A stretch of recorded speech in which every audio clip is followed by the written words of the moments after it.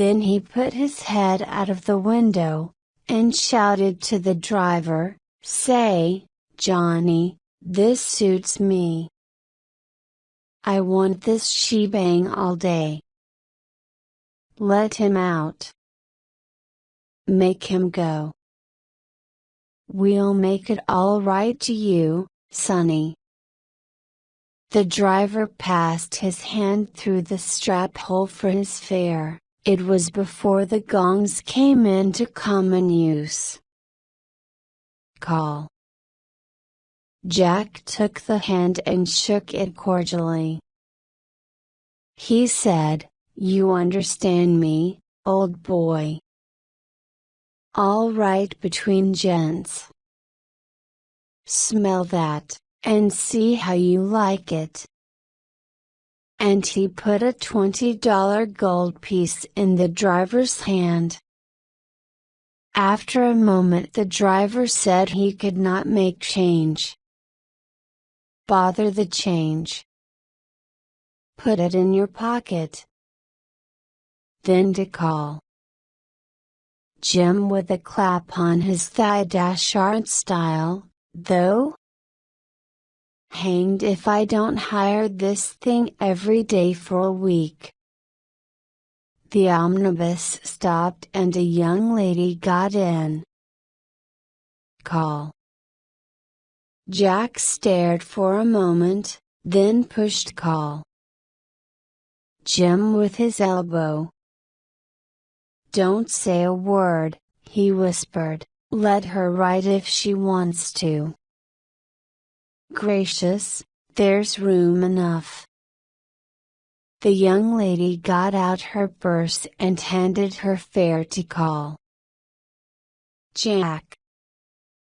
What's this for?" he said. "Give it to the driver, please." "Take back your money, madam. We can't allow it.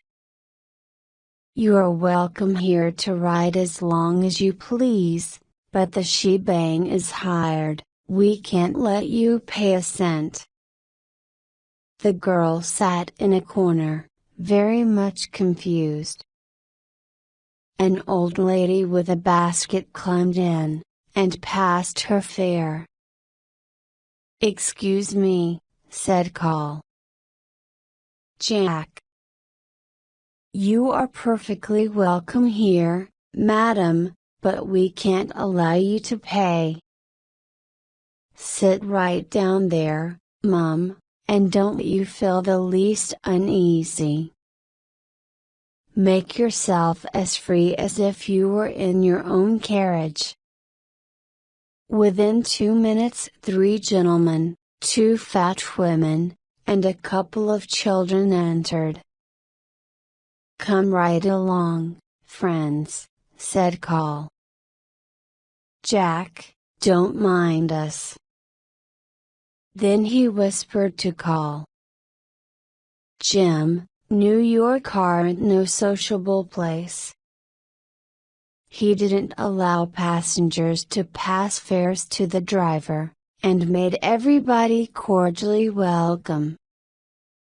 The people pocketed their money, they enjoyed the episode. Half a dozen more passengers entered. "Oh, there is plenty of room," said Call. "Jack. Walk right in and make yourselves at home." Then in a whisper to Call. "Jim, but aren't these New Yorkers friendly? And aren't they cool about it, too?" More passengers got in, more yet, and still more. Both seats were filled, and men were standing up holding onto the straps. People with baskets and bundles were climbing up on the roof. Half-suppressed laughter was heard from all sides. At last Call. Jack said, "Stop, driver.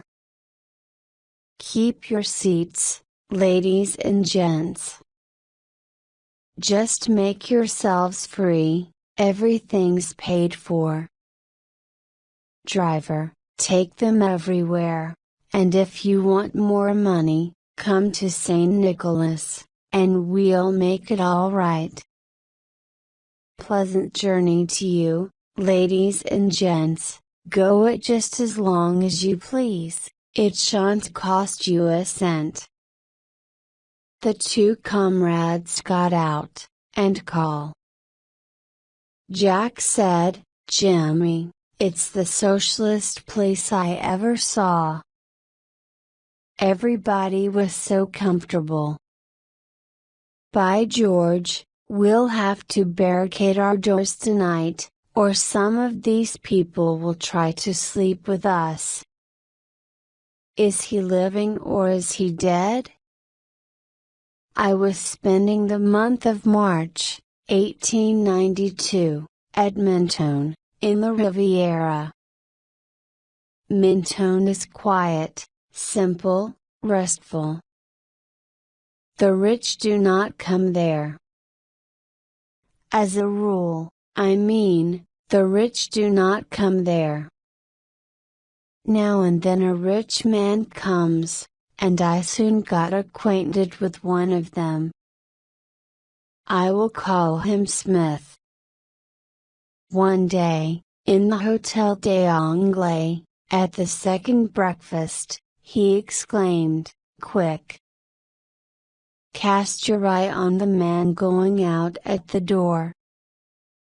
Remember every detail of him." Why? Do you know who he is? Yes. He spent several days here before you came. He is an old, retired and very rich silk manufacturer from Lyons, they say, and I think he is alone in the world, for he always looks sad, and doesn't talk with anybody. His name is Theophile Magnan. But here we were interrupted. About 10 that evening I ran across Smith, and he asked me up to his room to help him smoke and drink hot scotch. It was a cozy place, with its comfortable chairs, its cheerful lamps, and its friendly open fire of olive wood. After the second scotch Smith said, "Now, I'll tell you a curious history, and you listen to it. It has been a secret for many years, a secret between me and 3 others, but I am going to break the seal now. Are you comfortable?" "Perfectly." "Go on." Here follows what he told me. A long time ago I was a young artist, a very young artist, in fact, and I wandered about the country parts of France, sketching here and sketching there, and was soon joined by a couple of darling young Frenchmen who were at the same kind of thing that I was doing. We were as happy as we were poor, or as poor as we were happy. Claude Freire and Karl Ballinger, these are the names of those boys. At last we came to a Breton village, and an artist as poor as ourselves took us in and saved us from starving. François Millet, what? The great François Millet. Great. He wasn't any greater than we were, then. He hadn't any fame, even in his own village, and he was so poor that he hadn't anything to feed us on but turnips, and even the turnips failed us sometimes. We 4 became great friends. We painted together with all our might, but very seldom we could get rid of any of our sketches. We had lovely times together, but oh my soul! How we were short of money now and then.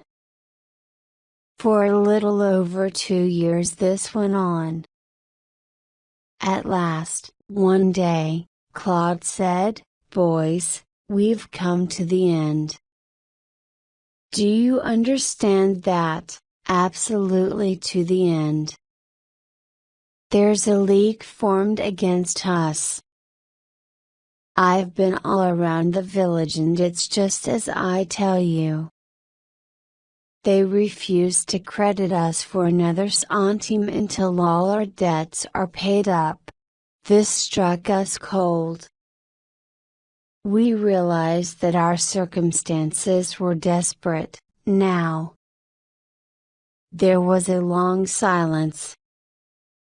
Finally Millet said with a sigh, "Nothing occurs to me, nothing.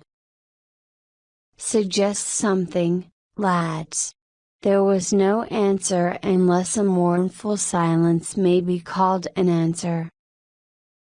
Carl got up, and walked nervously up and down, then said, "It's a shame.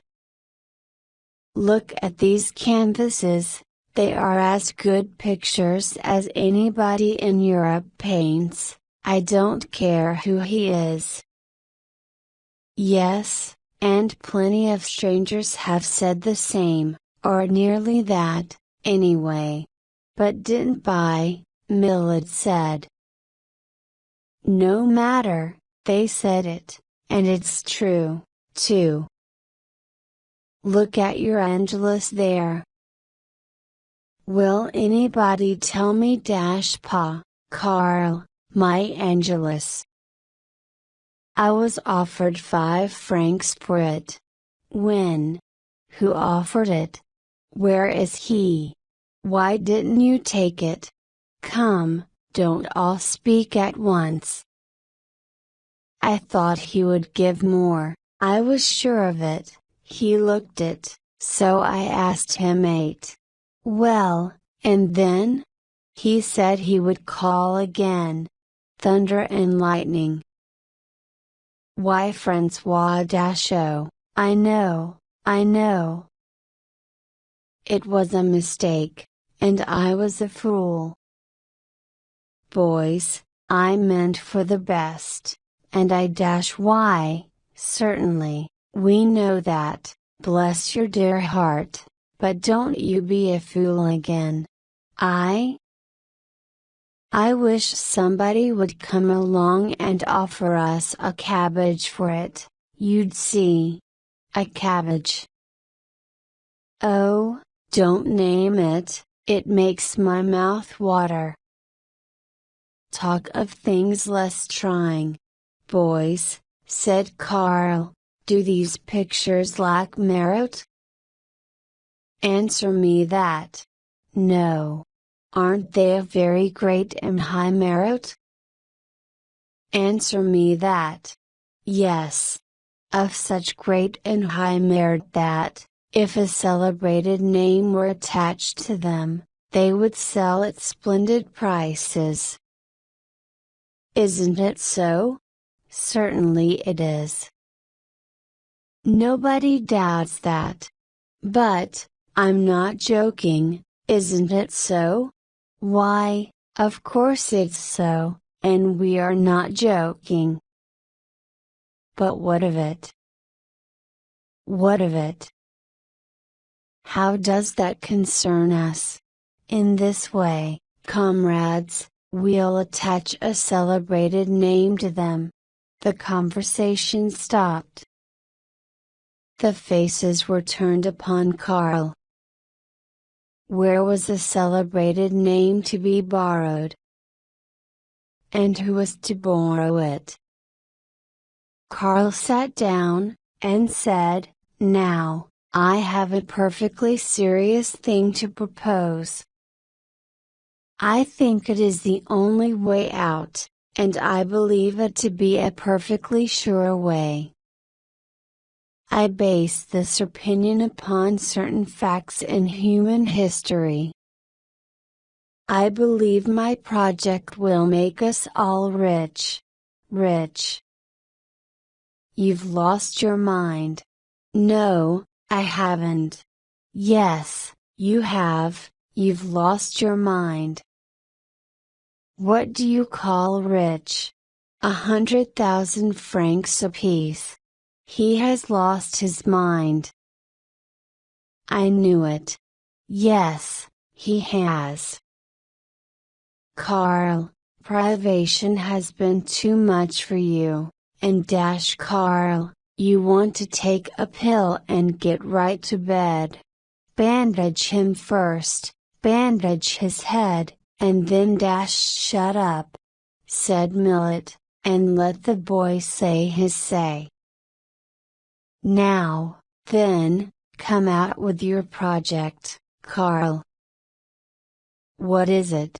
Well, then, I will ask you to note this fact in human history, that the merit of many a great artist has never been acknowledged until after he was starved and dead. This has happened so often that I may say, the merit of every great unknown and neglected artist must and will be recognized, and his pictures climb to high prices after his death. My project is this: we must cast lots, one of us must die. The remark fell calmly and so unexpectedly that we almost forgot to jump.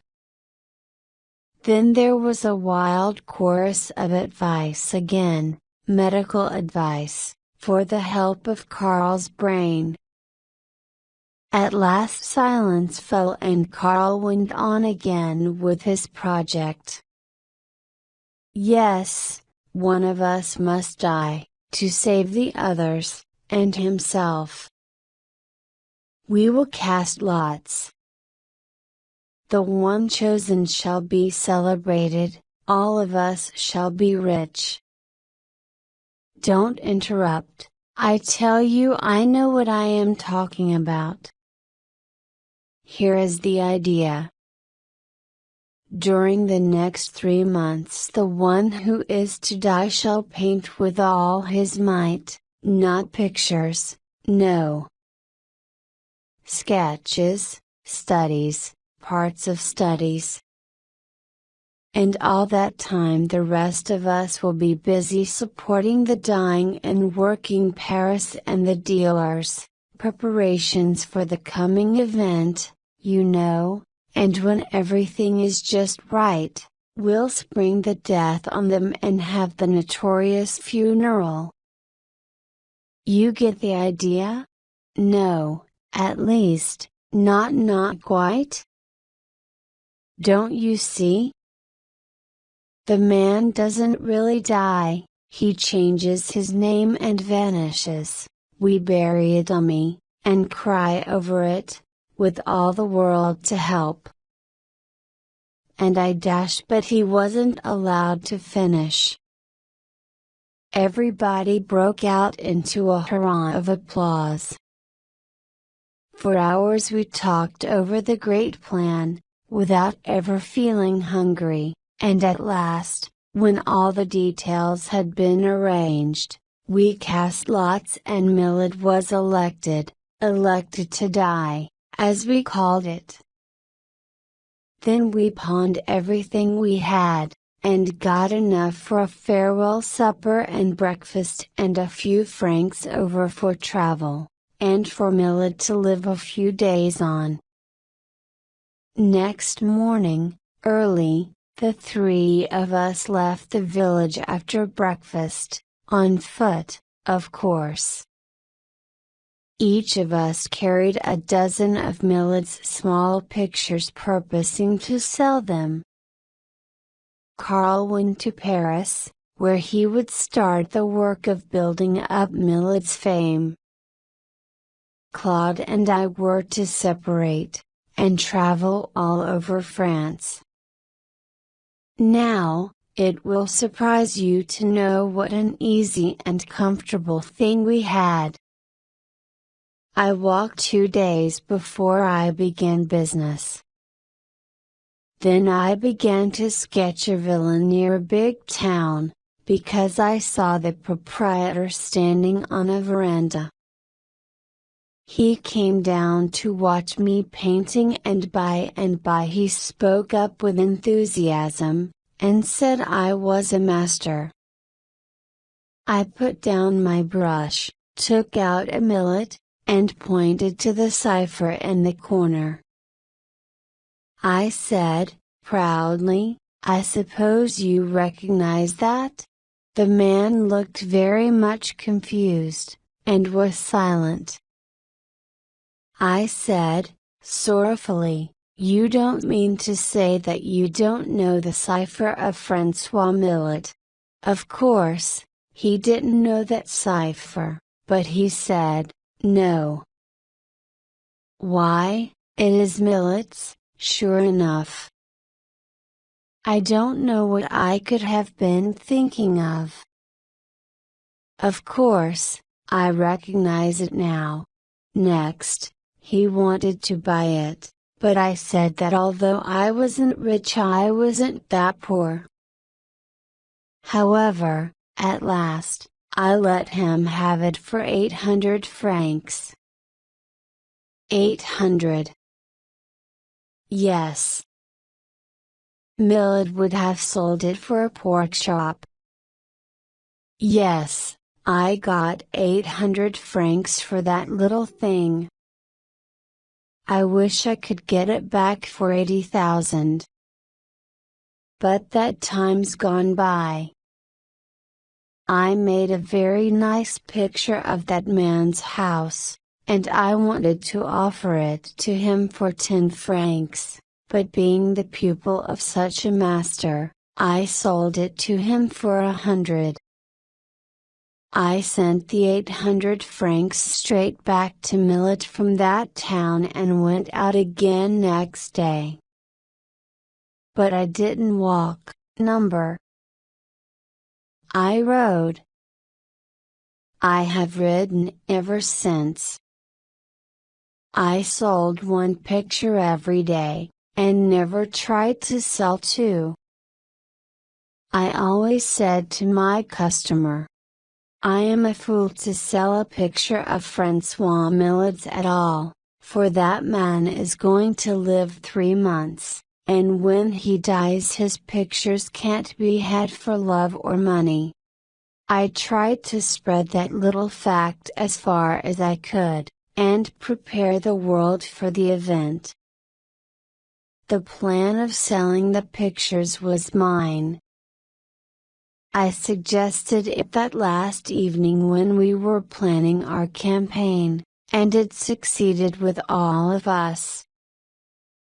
I walked only 2 days, Claude walked 2, but Carr walked only half a day, and after that he traveled like a duke. Every now and then we visited a country editor and gave him some information about Francois Millet, not an item praising him in any way, but only a word concerning the present condition of the master, sometimes hopeful, sometimes sad, but always with fears for the worst. We always marked these paragraphs, and sent the papers to all the people, who had bought pictures of us. Karl was soon in Paris. He made friends with the correspondents, and got Millet's condition reported to England and all over the continent, and America, and everywhere. At the end of 6 weeks from the start, we 3 met in Paris. Everything was so ripe, that we saw that it would be a mistake not to strike now, right away, without waiting any longer. So we wrote Millet to go to bed, for we should like him to die in 10 days if he could get ready. Then we figured up and found that we had sold 85 small pictures and studies, and had 69,000 francs for it.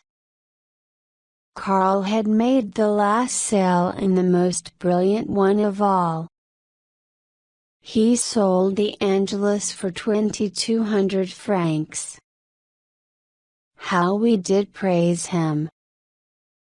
Not foreseeing that today would come when France would struggle to own it and a stranger would buy it for 550,000, cash.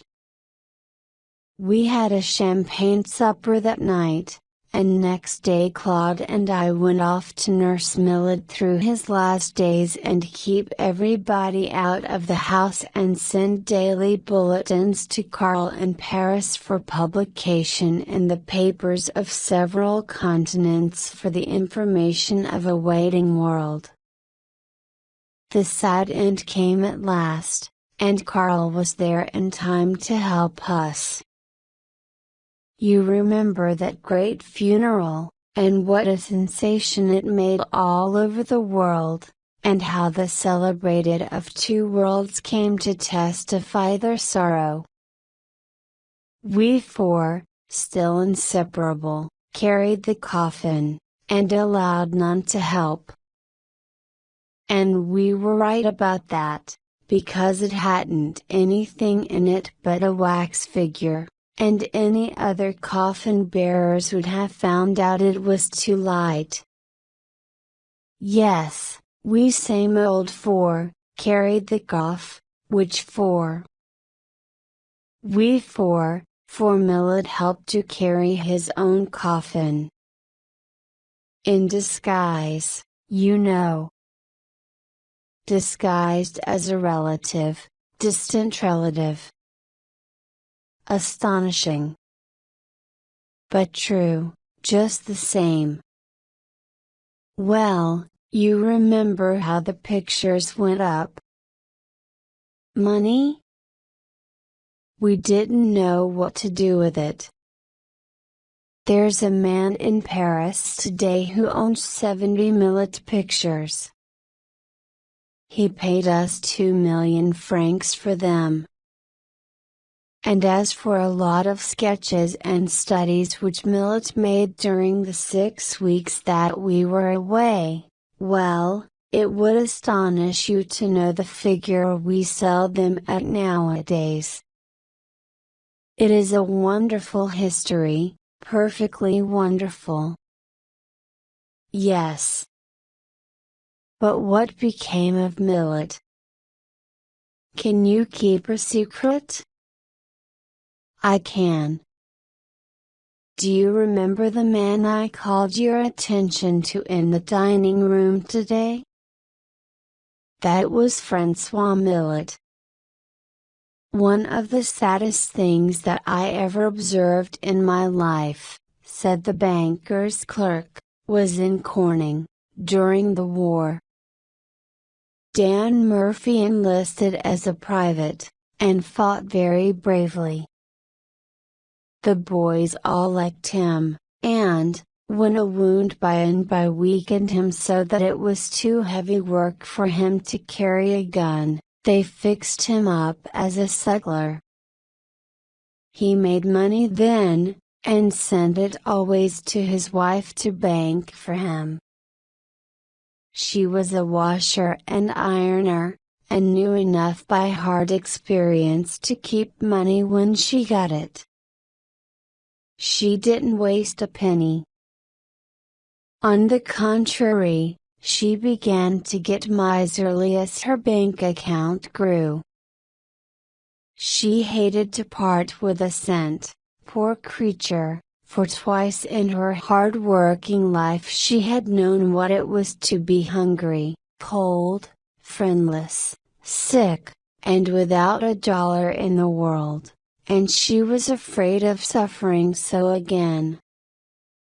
Well, at last Dan died, and the boys, who respected him, telegraphed to Mrs. Murphy to know if she would like to have him embalmed and sent home, when the usual custom was to dig a poor devil like him into a hole, and then inform his friends what had become of him. Mrs. Murphy decided that it would only cost $2 or $3 to embalm her dead husband, and so telegraphed yes. It was in the evening before the burial that the bill for embalming arrived, and was presented to the widow. She uttered a wild side cry that pierced every heart, and said, $75 for Stoff and Dan, blister their souls. Did the devils suppose I was going to stare at a museum, that'd be dulling in such expensive curiosities? The banker's clerk said there was not a dry eye in the house. The first visitor that came to see me when I settled down recently was a gentleman who said he was an assessor, and connected with the U.S. Internal Revenue Department. I said I had never heard of his branch of business before, but I was very glad to see him. Would he sit down?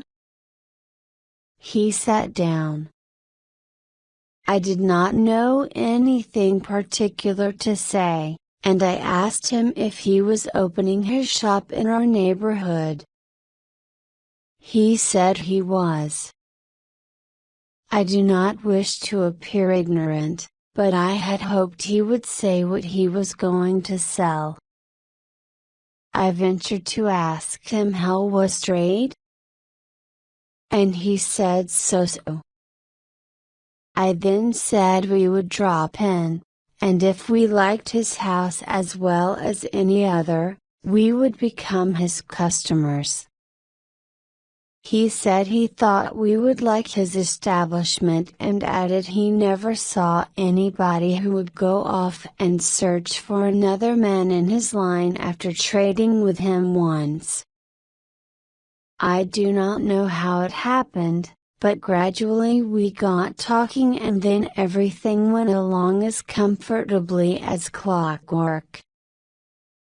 We talked, and talked, and talked, at least I did, and we laughed, and laughed, and laughed, at least he did.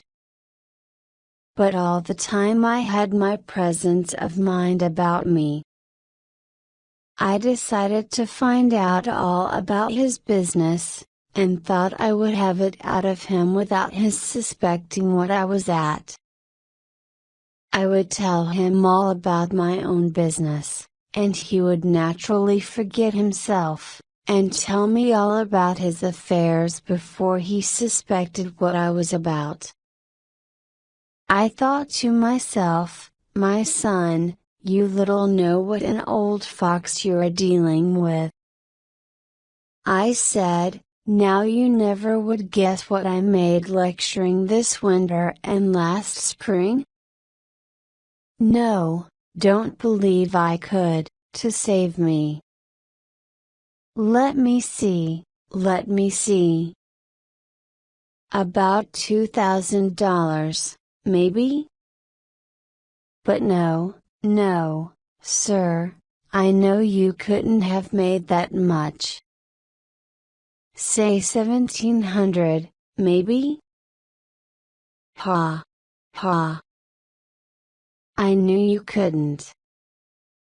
My lecturing money for last spring and this winter were $14,750.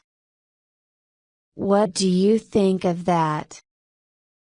Why, it is amazing, perfectly amazing. I will make a note of it. And you say even this wasn't all? All. Why, bless you, there was my income from the daily war whoop for 4 months,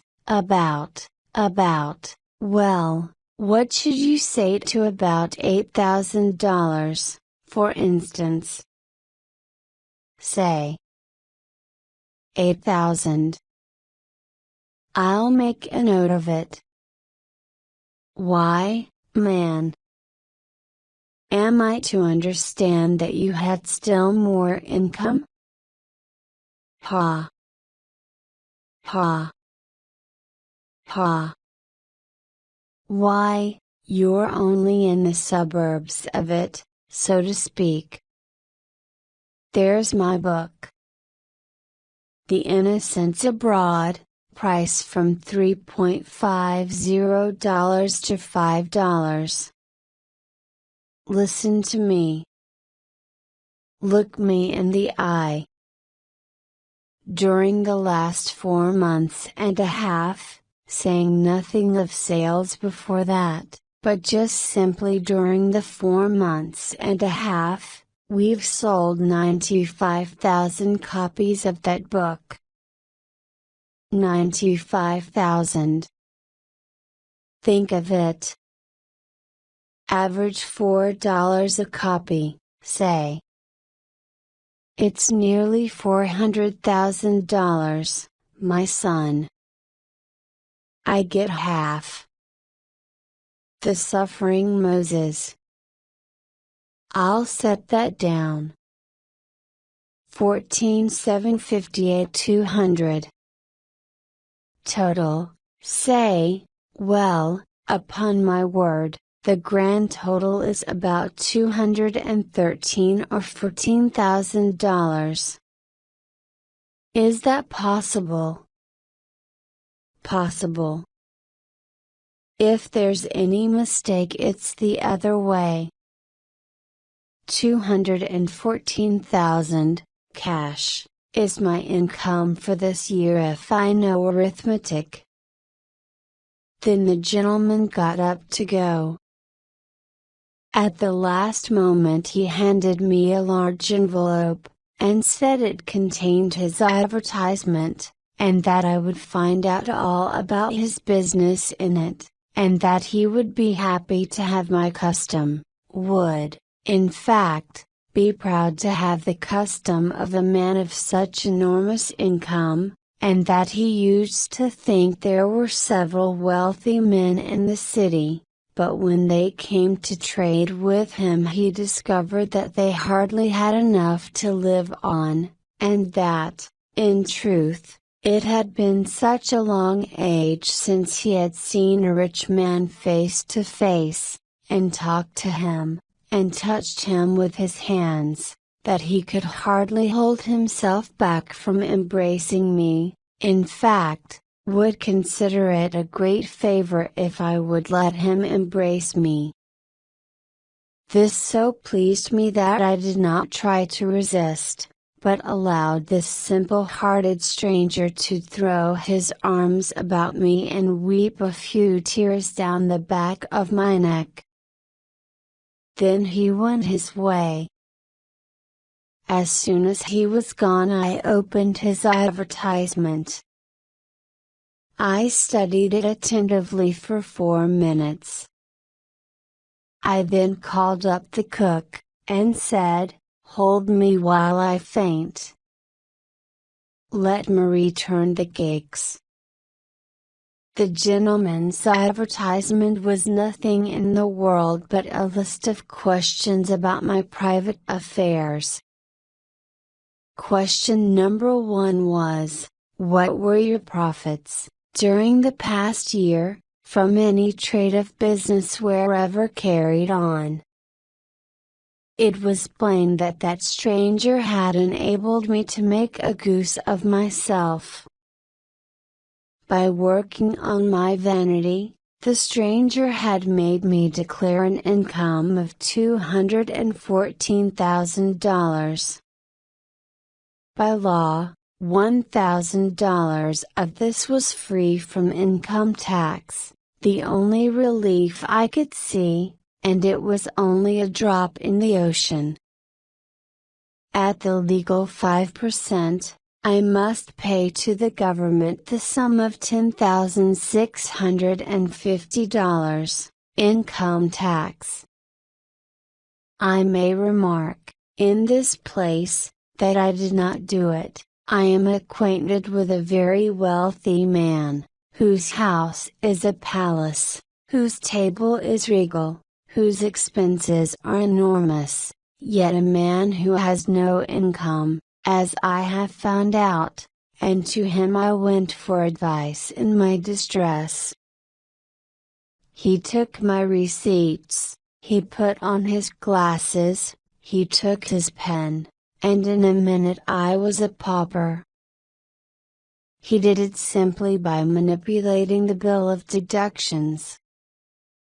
And when he finished he handed me the paper, and I saw at a glance that during the year my income, in the way of profits, had been $1,250.40.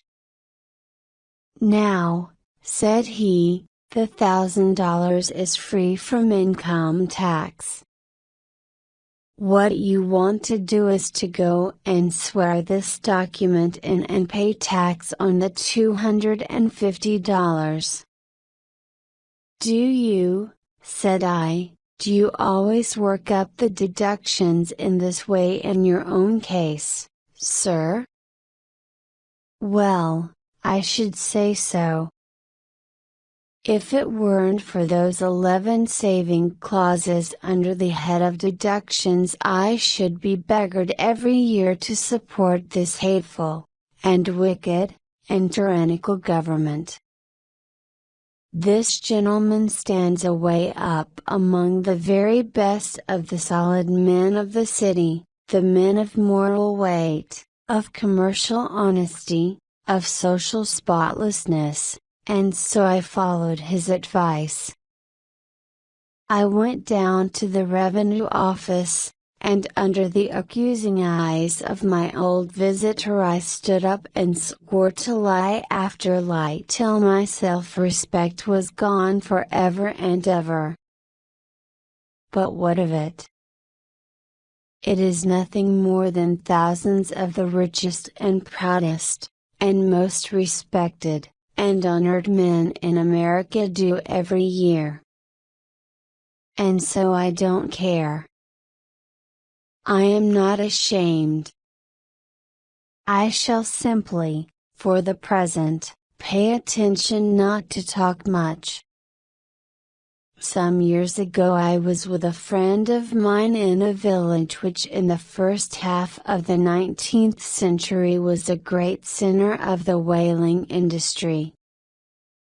There was a dedication of a great town hall, a public building, and we were there in the afternoon. This great building was filled with happy villagers, and my friend and I started down to the center aisle. He saw a man standing in that aisle, and he said, "Now, look at that bronzed veteran, and tell me, do you see anything about that man's face that is emotional? Did you see anything about it that suggests that inside the man anywhere there are fires that can be started? Would you ever imagine that that is a human volcano?"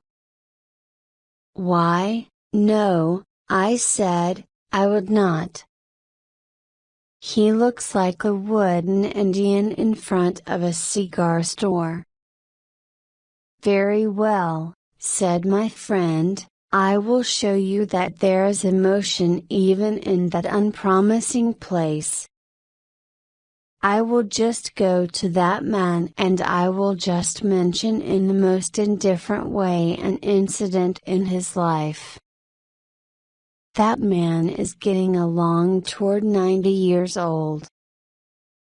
He is past 80. I will mention an incident of 50 or 60 years ago. Now, just watch the effect."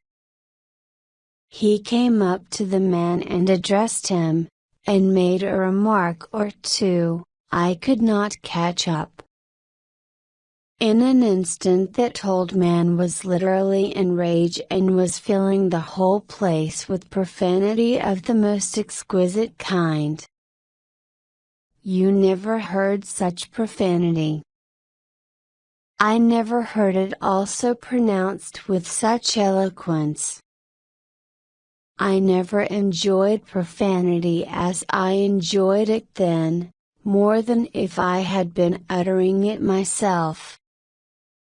There is nothing like listening to an artist, all his passions passing away in lava, smoke, thunder, lightning, and earthquake. Then this friend said to me, "Now, I will tell you about that. About 60 years ago that man was a young fellow of 23.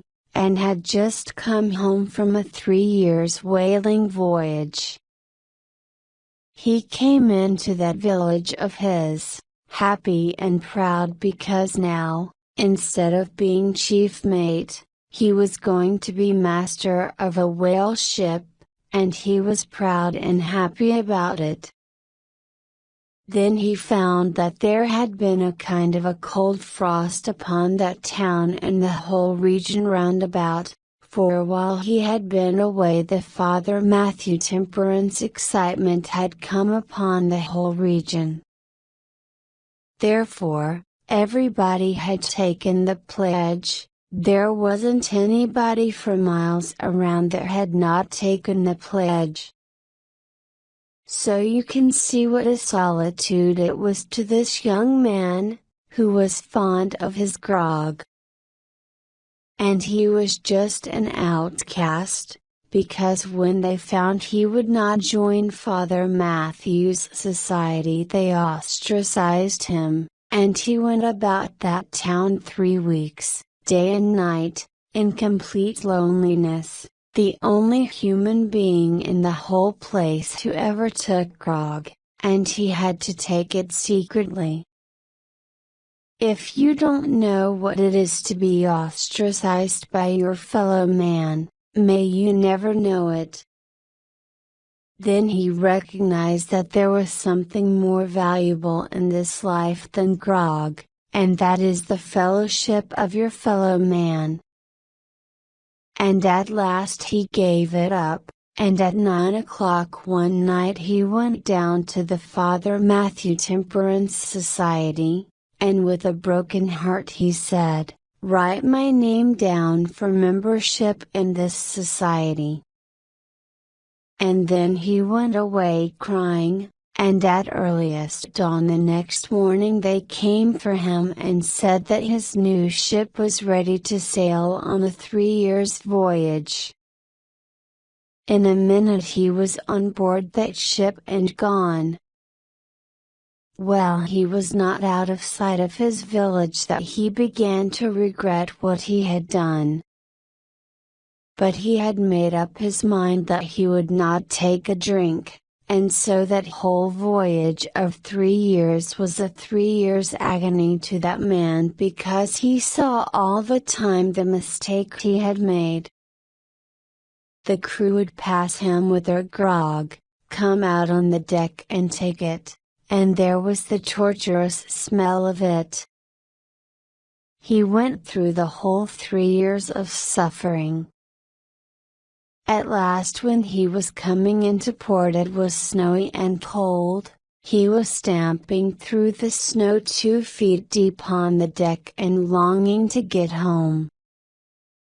His crew tortured him to the last minute with hot grog, but at last he had his reward. He really did get to shore at last, and jumped and ran and bought a jug and rushed to the society's office and said to the secretary, "Take my name off your membership books, and do it right away. I have got a 3 years' thirst." And the secretary said, "It is not necessary. You were blackballed. More than 1,000 years ago this small district was a kingdom, a little bit of a kingdom, a sort of toy kingdom, as one might say. Its life was a simple life, its people a gentle race, it lay always in a deep dream of peace, there was no evil, there was no envy, there was no ambition, there was no unhappiness in the land. In the course of time the old king died and his little son Hubert came to the throne. The people's love for him grew daily, he was so good and so pure and so noble, that by and by this love became a passion, almost a worship. Now at his birth the soothsayers had studied the stars and found something written in that shining book to this effect. In Hubert's 14th year an important event will happen. The animal whose singing shall sound sweetest in Hubert's ear shall save Hubert's life. So long as the king and the nation shall honor this animal's race for this good deed, the ancient dynasty shall not fail of an heir, nor the nation know war, or fatal disease, or poverty. But beware of erring choice. All through the king's 13th year but one thing was talked of by the soothsayers, the statesmen, the little parliament, and the general people. That one thing was this: how is the last sentence of the prophecy to be understood? What goes before seems to mean that the saving animal will choose itself at the proper time. But the closing sentence seems to mean that the king must choose beforehand, and say what singer among the animals pleases him best, and that if he choose wisely the chosen animal will save his life, his dynasty, his people, but that if he should make an erring choice, beware. By the end of the year there were as many opinions about this matter as there had been in the beginning, but a majority of the wise and the simple were agreed that the safest plan would be for the little king to make choice beforehand, and the earlier the better. So all persons who owned singing creatures were commanded to bring them to the great hall of the palace in the morning of the first day of the new year. This command was obeyed. When everything was in readiness for the trial, the king made his solemn entry with the great officers of the crown, all clothed in their robes of state. The king mounted his golden throne and prepared to give judgment. But in a minute he said, "These creatures all sing at once, the noise is unbearable, no one can choose in such a noise. Take them all away, and bring back one at a time." This was done. One sweet singing bird after another charmed the young king's ear and was removed to make way for another candidate. But he found it hard to choose, and all the harder because the promised penalty for an error was so terrible that it made the king afraid to trust his own ears. He grew nervous and his face showed sorrow. His ministers saw this, for they never took their eyes from him a moment. Now they began to say in their hearts, "He has lost courage, the cool head is gone, he will err, he and his dynasty and his people are doomed." At the end of an hour the king sat silent a while, and then said, "Bring back the linnet."